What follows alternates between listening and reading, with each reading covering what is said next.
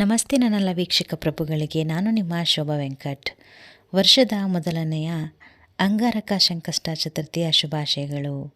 ಅಂಗಾರಕ ಸಂಕಷ್ಟ ಚತುರ್ಥಿ 2025ರ ಶುಭ ಮುಹೂರ್ತ, ಪೂಜಾ ವಿಧಾನ ಮತ್ತು ಅಂಗಾರಕ ಸಂಕಷ್ಟ ಚತುರ್ಥಿಯ ಮಹತ್ವ ಮತ್ತು ಮಂತ್ರಗಳ ಬಗ್ಗೆ ಇವತ್ತು ತಿಳಿಸ್ಕೊಡ್ತಾ ಇದ್ದೀನಿ. ದಯವಿಟ್ಟು ವಿಡಿಯೋನ ಪೂರ್ತಿಯಾಗಿ ನೋಡಿ ಅಂಗಾರಕ ಚತುರ್ಥಿಯ ಸಂಪೂರ್ಣ ವಿವರವನ್ನು ತಿಳ್ಕೊಳ್ಳಿ. ತಿಂಗಳ ಕೃಷ್ಣ ಪಕ್ಷದ ಚತುರ್ಥಿ ತಿಥಿಯಂದು ಸಂಕಷ್ಟ ಚತುರ್ಥಿ ಎಂದು ಕರೆಯಲಾಗುತ್ತದೆ. ಅದೇ ಸಂಕಷ್ಟ ಚತುರ್ಥಿ ಮಂಗಳವಾರದ ದಿನದಂದು ಬಂದರೆ ಅದನ್ನು ಅಂಗಾರಕ ಸಂಕಷ್ಟ ಚತುರ್ಥಿ ಎಂದು ಕರೆಯಲಾಗುತ್ತದೆ ಅಥವಾ ಆಚರಿಸಲಾಗುತ್ತದೆ. 2025ರ ಮೊದಲ ಸಂಕಷ್ಟ ಚತುರ್ಥಿಯಾಗಿ ಅಂಗಾರಕ ಸಂಕಷ್ಟ ಚತುರ್ಥಿ ಬಂದಿದೆ. 2026ರ ಅಂಗಾರಕ ಸಂಕಷ್ಟ ಚತುರ್ಥಿಯ ಸಂಪೂರ್ಣ ಮಾಹಿತಿಯನ್ನು ನಾನು ತಿಳಿಸ್ಕೊಡ್ತಾ ಇದ್ದೀನಿ. ಸಂಕಷ್ಟ ಚತುರ್ಥಿ ವ್ರತವು ಗಣೇಶನಿಗೆ ಸಮರ್ಪಿತವಾದ ಅತ್ಯಂತ ಪವಿತ್ರವಾದಂಥ ವ್ರತವಾಗಿದೆ. ಈ ದಿನದಂದು ಗಣೇಶನನ್ನು ಪೂಜಿಸುವ ಸಂಪ್ರದಾಯ ಕೂಡ ಇದೆ. ಸಂಕಷ್ಟ ಚತುರ್ಥಿ ವ್ರತವು ಕೂಡ ಪ್ರತಿ ತಿಂಗಳ ಕೃಷ್ಣ ಪಕ್ಷದ 4ನೇ ದಿನದಂದು ಬರುತ್ತದೆ. ಒಂದು ವೇಳೆ ಮಂಗಳವಾರದ ದಿನದಂದು ಸಂಕಷ್ಟ ಚತುರ್ಥಿ ತಿಥಿ ಬಂದರೆ ಅದನ್ನು ಬಹಳ ಶುಭ ಎಂದು ಪರಿಗಣಿಸಲಾಗಿದೆ ಮತ್ತು ಇದನ್ನು ಅಂಗಾರಕ ಸಂಕಷ್ಟ ಚತುರ್ಥಿ ಅಂತ ಕೂಡ ಕರೀತಾರೆ. ಸಂಕಷ್ಟ ಎಂದರೆ ಅಪಾಯ ಅಥವಾ ಸಂಕಟ, ಹಿಡಿತದಿಂದ ಪಾರಾಗುವಂಥ ಒಂದು ವಿಧಾನ ಎಂದು ಹೇಳಲಾಗಿದೆ. ಈ ದಿನದಂದು ಜನರು ಉಪವಾಸವನ್ನು ಆಚರಿಸುವ ಮೂಲಕ ತಮ್ಮ ಜೀವನದ ಎಲ್ಲ ಅಡೆತಡೆಗಳನ್ನು, ದೂರದೃಷ್ಟಗಳನ್ನು ಕೂಡ ನಿವಾರಿಸಲು ಗಣೇಶನನ್ನು ಪೂಜಿಸ್ತಾರೆ. 2025ರ ಮೊದಲ ಸಂಕಷ್ಟ ಚತುರ್ಥಿಯ ಅಂಗಾರಕ ಸಂಕಷ್ಟ ಚತುರ್ಥಿ ತಿಥಿ ಬಂದಿದೆ. 2026ರ ಮೊದಲ ಸಂಕಷ್ಟಿ ಅಥವಾ ಅಂಗಾರಕ ಸಂಕಷ್ಟ ಚತುರ್ಥಿಯ ಕುರಿತು ಒಂದಿಷ್ಟು ಮಾಹಿತಿಯನ್ನು ತಿಳ್ಕೊಳ್ಳೋಣ ಅಲ್ವಾ. ಅಂಗಾರಕ ಸಂಕಷ್ಟ ಚತುರ್ಥಿಯ ಶುಭ ಮುಹೂರ್ತ. ಅಂಗಾರಕ ಸಂಕಷ್ಟ ಚತುರ್ಥಿಯ ದಿನಾಂಕ 2026ರ ಜನವರಿ 6 ಮಂಗಳವಾರ.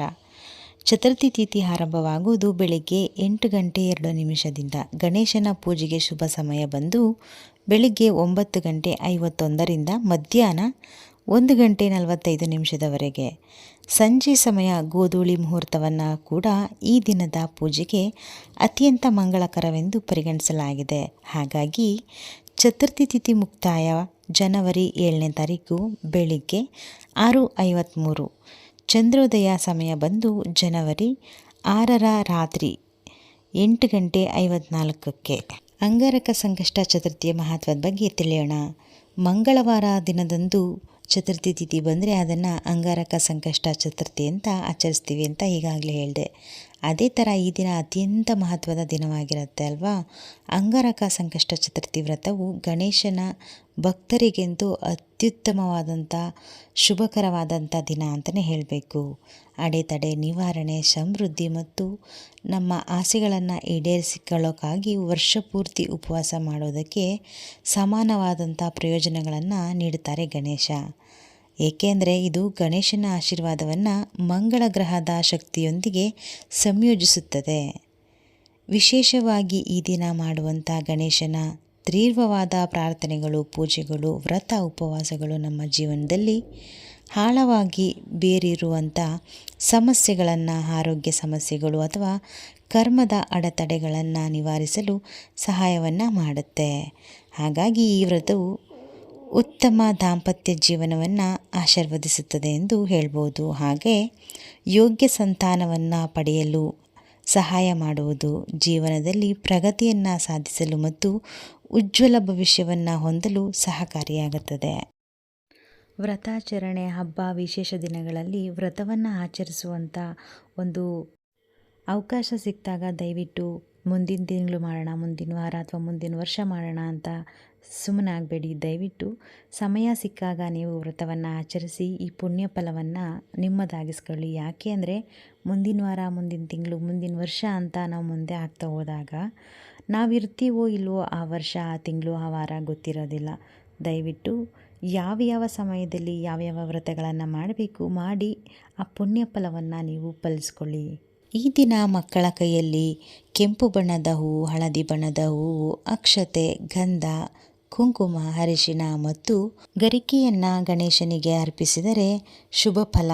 ಆರೋಗ್ಯದಲ್ಲಿ ಮಕ್ಕಳಿಗೆ ಸಮಸ್ಯೆ ಇದ್ದರೆ ಅಥವಾ ಅವರ ಭವಿಷ್ಯ ಉಜ್ವಲವಾಗುತ್ತದೆ. ಅಂಗಾರಕ ಸಂಕಷ್ಟ ಚತುರ್ಥಿ ಪೂಜಾ ವಿಧಾನಗಳ ಬಗ್ಗೆ ತಿಳ್ಕೊಳ್ಳೋಣ. ಉಪವಾಸವನ್ನು ಮಾಡುವಂಥದ್ದು ತುಂಬ ಮುಖ್ಯವಾದದ್ದು. ಈ ದಿನ ಸೂರ್ಯೋದಯಕ್ಕೆ ಮೊದಲು ಎಚ್ಚರಗೊಂಡು ಸ್ನಾನ ಮಾಡಿ ನಂತರ ಶುದ್ಧ ಬಟ್ಟೆಗಳನ್ನು ಧರಿಸಿ, ಸಾಧ್ಯವಾದರೆ ಈ ದಿನ ಕೆಂಪು ಬಟ್ಟೆ ಅಥವಾ ಹಳದಿ ಬಟ್ಟೆ ಧರಿಸುವುದು ಉತ್ತಮ. ಸ್ನಾನದ ನಂತರ ನಿಮ್ಮ ಪೂಜೆಯನ್ನು ಪ್ರಾರಂಭಿಸಿ ಮತ್ತು ನಿಮ್ಮ ಕೈಯಲ್ಲಿ ಅಕ್ಷತೆ ಮುರಿದಿರಬಾರದು. ಇದನ್ನು ನೆನಪಲ್ಲಿಟ್ಕೊಳ್ಳಿ. ಹೂವುಗಳು ಬಾಡಿರಬಾರದು. ಸುಗಂಧಭರಿತವಾದ ಹೂವು ಮತ್ತು ಅಕ್ಷತೆಯನ್ನು ಕೈಯಲ್ಲಿ ಇಟ್ಟುಕೊಂಡು ಉಪವಾಸವನ್ನು ಆಚರಿಸುವಂಥ ಪ್ರತಿಜ್ಞೆಯನ್ನು ಮಾಡಬೇಕು. ಇದರ ನಂತರ ಅಕ್ಷತೆ ಮತ್ತು ಹೂವನ್ನು ಗಣೇಶನಿಗೆ ಅರ್ಪಿಸಿ ಪ್ರಾರ್ಥಿಸಿಕೊಳ್ಳಬೇಕು. ಪೂಜಿಸುವಂಥ ಸ್ಥಳದಲ್ಲಿ ಬೆಲ್ಲ ಅಥವಾ ಎಳ್ಳು, ಲಡ್ಡುಗಳು, ಸಿಹಿಗೆಣಸು, ಹೀಗೆ ಧೂಪ, ದೀಪ, ಶ್ರೀಗಂಧ, ತಾಮ್ರದ ಪಾತ್ರೆಯಲ್ಲಿ ನೀರು, ಆಯಾ ಋತುಮಾನಕ್ಕೆ ದೊರೆಯುವಂಥ ಹಣ್ಣುಗಳು, ಅಂದರೆ ಯಾವೆಲ್ಲ ಹಣ್ಣುಗಳು ಸಿಗುತ್ತದೆ ಅದನ್ನೆಲ್ಲ ಕೂಡ ಇಡಬಹುದು. ಇದನ್ನು ಮಾತ್ರ ಮರಿಬೇಡಿ, ಸುಗಂಧಭರಿತ ಹೂವು ಮತ್ತು ಸೀಸನಲ್ ಫ್ರೂಟ್ಸ್ನ ಇಡಲೇಬೇಕು. ಹಾಗೆ ಪೂಜಾ ಸ್ಥಳದಲ್ಲಿ ದುರ್ಗಾದೇವಿಯ ವಿಗ್ರಹವನ್ನು ತಪ್ಪದೇ ಇಡಬೇಕು. ಸಂಕಷ್ಟ ಚತುರ್ಥಿಯ ಮುಖ್ಯ ಪೂಜೆಯಲ್ಲಿ ಮುಸ್ಸಂಜೆ ಸಮಯದಲ್ಲಿ ಮಾಡಲಾಗುತ್ತೆ.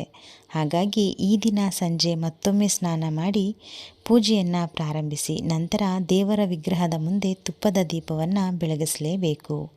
ಗಣೇಶನಿಗೆ ತಿಲಕ ಹಚ್ಚಿ ನೀರನ್ನು ಅರ್ಪಿಸಿ ಪೂಜೆಯ ಸಮಯದಲ್ಲಿ ಗಣಪತಿ ಮಂತ್ರಗಳನ್ನು ಪಠಿಸುವುದನ್ನು ಮರಿಬಾರದು. ಮತ್ತು ಸಂಕಷ್ಟ ಚತುರ್ಥಿ ವ್ರತ ಕಥೆಯನ್ನು ಓದಿ ಅಥವಾ ಕೇಳಿ. ಇದಾದ ಬಳಿಕ ಗಣೇಶನಿಗೆ ಆರತಿಯನ್ನು ಮಾಡಿ ನೈವೇದ್ಯವನ್ನು ಅರ್ಪಿಸಿ ರಾತ್ರಿ ಚಂದ್ರನಿಗೆ ಅರ್ಘ್ಯವನ್ನು ಅರ್ಪಿಸಿ ಚಂದ್ರನನ್ನು ಆರಾಧಿಸಿದ ನಂತರ ನಿಮ್ಮ ಉಪವಾಸವನ್ನು ತ್ಯಜಿಸಬಹುದು. ಅಂಗಾರಕ ಸಂಕಷ್ಟ ಚತುರ್ಥಿಯ ಮಂತ್ರಗಳನ್ನು ತಿಳಿಯೋಣ. ಓಂ ಗಣ ಗಣಪತಿಯೇ ನಮಃ. ವಕ್ರತುಂಡ ಮಹಾಕಾಯ ಸೂರ್ಯಕೋಟಿ ಸಮಪ್ರಭ ನಿರ್ವಿಘ್ನಂ ಕುರು ಮೇ ದೇವ ಸರ್ವಕಾರ್ಯೇಷು ಸರ್ವದಾ. ಓಂ ಏಕದಂತಾಯ ವಿದ್ಮಹೇ ವಕ್ರತುಂಡಾಯ ಧೀಮಹಿ ತನ್ನೋದಂತು ಪ್ರಚೋದಯಾತ್. ಓಂ ನಮೋ ಭಗವತೆ ಗಜಾನನಾಯ. ಓಂ ಶ್ರೀಂ ಗಂ ಸೌಭಾಗ್ಯ ಗಣಪತಿಯೇ ವರವರದ ಸರ್ವಜನಂ ಮೇ ವಸಮಾನಯ ಸ್ವಾಹ. ಓಂ ಗಣಂ ಗಣಪತಿಯೇ ನಮಃ. ಸರ್ವಕಾರ್ಯ ಸಿದ್ಧಿ ಕುರು ಕುರು ಸ್ವಾಹ. ಇದಿಷ್ಟು ಅಂಗಾರಕ ಸಂಕಷ್ಟ ಚತುರ್ಥಿಯ ಮಂಗಳಕರವಾಗಿರುವಂಥ ಮಂತ್ರಗಳಾಗಿದೆ. ಎಷ್ಟೋ ಜನ ಅಂಗಾರಕ ಸಂಕಷ್ಟ ಚತುರ್ಥಿಯ ಆಚರಣೆಯನ್ನು ಹೇಗೆ ಮಾಡಬೇಕು, ವ್ರತವನ್ನು ಹೇಗೆ ಆಚರಿಸಬೇಕು ಅಂತ ಕೇಳ್ತಿರ್ತಾರೆ. ಅದರ ಬಗ್ಗೆ ಸ್ವಲ್ಪ ಮಾಹಿತಿಯನ್ನು ಕೊಡ್ತೀನಿ. ಅಂಗಾರಕ ಸಂಕಷ್ಟ ಚತುರ್ಥಿ ವ್ರತ ಆಚರಿಸಬೇಕಂದ್ರೆ ಈ ದಿನ ಬೆಳಿಗ್ಗೆ ಬೇಗನೆ ಎದ್ದು ಸ್ನಾನ ಮಾಡಿದ ನಂತರ ಸ್ವಚ್ಛವಾದ ಕೆಂಪು ಬಟ್ಟೆಯನ್ನು ಧರಿಸಿ ಪೂಜಾ ವಿಧಾನ ಅಂದರೆ ಪೂಜಾ ಮಾಡುವಂಥ ಪ್ರದೇಶವನ್ನು ಸ್ವಚ್ಛಗೊಳಿಸಬೇಕು. ಆ ಜಾಗ ಅಥವಾ ಒಂದು ಟೇಬಲ್ಲು ಈ ಥರ ಸ್ವಚ್ಛವನ್ನು ಮಾಡ್ಕೋಬೇಕು. ಹಾಗೆ ಗಣೇಶನ ವಿಗ್ರಹವನ್ನು ಸ್ಥಾಪಿಸಿ ಗಣೇಶನ ವಿಗ್ರಹದ ಮೇಲೆ ಸಿಂಧೂರ ತಿಲಕವನ್ನು ಹಚ್ಚಿ ಮತ್ತು ಗಣೇಶ ನೆಚ್ಚಿನ ಧೂರ್ವ ಹುಲ್ಲನ್ನು ತರಲೇಬೇಕು. ಕೆಂಪು ಹೂಗಳು ಅಥವಾ ಹಳದಿ ಹೂಗಳು, ಧೂಪದ್ರವ್ಯ ಮತ್ತು ದೀಪವನ್ನು ಅರ್ಪಿಸಬೇಕು. ಹೆಚ್ಚುವರಿಯಾಗಿ ಗಣಪತಿ ಬಪ್ಪನಿಗೆ ಮೋದಕ ಅಥವಾ ಲಡ್ಡುಗಳನ್ನು ಅರ್ಪಿಸಿ ದಿನವಿಡೀ ಓಂ ಗಣ ಗಣಪತಿಯೇ ನಮಃ ಎಂದು 108 ಬಾರಿ ಆದರೂ ಕನಿಷ್ಠ ಪಕ್ಷ ನೀವು ಪಠಿಸಬೇಕು. ಹಾಗೆ ಗಣೇಶನಿಗೆ ಸಂಬಂಧಪಟ್ಟ ಕಥೆಗಳನ್ನು ಓದಬೇಕು ಅಥವಾ ಕೇಳಬೇಕು. ಅಂಗಾರಕ ಸಂಕಷ್ಟ ಚತುರ್ಥಿ ವ್ರತದ ಕಥಾ ಪುಸ್ತಕವನ್ನು ತಂದಿಟ್ಕೊಳ್ಳಿ, ಅದರಲ್ಲೆಲ್ಲ ಡೀಟೇಲ್ಸ್ ಕೂಡ ಇರುತ್ತೆ. ದಿನವಿಡೀ ಉಪವಾಸವನ್ನು ಮಾಡಿ ಹಾಗೆ ಸಂಜೆ ಚಂದ್ರನಿಗೆ ಅರ್ಘ್ಯವನ್ನು ಅರ್ಪಿಸೋದನ್ನು ಮರಿಬೇಡಿ. ಇನ್ನು ಸಂಕಷ್ಟ ಚತುರ್ಥಿ ದಿನ, ಅದು ಯಾವುದೇ ಸಂಕಷ್ಟ ಚತುರ್ಥಿ ದಿನ ಆಗಿರಲಿ, ಏನೆಲ್ಲ ಮಾಡಬೇಕು ಏನೆಲ್ಲ ಮಾಡಬಾರ್ದು ಅಂತ ತಿಳಿಸ್ಕೊಡ್ತೀನಿ. ಈಗ ಮನೆಯಲ್ಲಿರುವಂಥ ಮಕ್ಕಳ ದೀರ್ಘ ಆಯುಷ್ಯ, ಉತ್ತಮ ಆರೋಗ್ಯಕ್ಕಾಗಿ ಹಾಗೆ ಮಕ್ಕಳ ಭವಿಷ್ಯಕ್ಕಾಗಿ ಸಂತೋಷ ಮತ್ತು ಸಮೃದ್ಧಿಗಾಗಿ ಸಂಕಷ್ಟ ಚತುರ್ಥಿ ವ್ರತವನ್ನು ಆಚರಿಸುವ ಸಂಪ್ರದಾಯವಿದೆ. ಅಂಗಾರಕ ಸಂಕಷ್ಟ ಚತುರ್ಥಿ ವ್ರತವನ್ನು ವರ್ಷದಲ್ಲಿ ಬರುವಂತಹ ಎಲ್ಲ ಸಂಕಷ್ಟ ಚತುರ್ಥಿಗಳಲ್ಲಿ ಅತ್ಯಂತ ಮಹತ್ವವಾದ ಸಂಕಷ್ಟ ಚತುರ್ಥಿ ಎಂದು ಪರಿಗಣಿಸಲಾಗಿದೆ ಇದನ್ನು. ಆದ್ದರಿಂದ ಈ ದಿನದಂದು ಉಪವಾಸ ಮತ್ತು ಸರಿಯಾದ ಆಚರಣೆಯೊಂದಿಗೆ ಗಣೇಶನನ್ನು ಪೂಜಿಸಿದರೆ ಜೊತೆಗೆ ಕೆಲವು ನಿಯಮಗಳನ್ನು ಪಾಲಿಸುವುದು ಬಹಳ ಮುಖ್ಯ. ಇಲ್ಲದಿದ್ದರೆ ಉಪವಾಸ ಮತ್ತು ಪೂಜೆ ಯಾವುದೇ ಫಲಿತಾಂಶಗಳನ್ನು ನೀಡುವುದಿಲ್ಲ. ಅಂಗಾರಕ ಸಂಕಷ್ಟ ಚತುರ್ಥಿ ತಿಥಿಯಂದು ನಾವು ಏನು ಮಾಡಬೇಕು ಏನು ಮಾಡಬಾರ್ದು ಅಂತ ತಿಳ್ಕೊಂಡ್ರೆ ನಾವು ಪೂಜೆ ಮಾಡೋದಕ್ಕೆ ತುಂಬಾ ಸಹಾಯ ಆಗುತ್ತೆ. ಮೊದಲನೇದಾಗಿ ಅಂಗಾರಕ ಸಂಕಷ್ಟ ಚತುರ್ಥಿ ದಿನದಂದು ಏನು ಮಾಡಬೇಕು ಅಂದರೆ, ಸೂರ್ಯೋದಯಕ್ಕೂ ಮುಂಚಿತವಾಗಿ ಹೇಳಬೇಕು. ಈ ದಿನದಂದು ತಡವಾಗಿ ಹೇಳುವುದನ್ನು ತಪ್ಪಿಸುವುದು ತುಂಬಾ ಮುಖ್ಯವಾಗಿದೆ.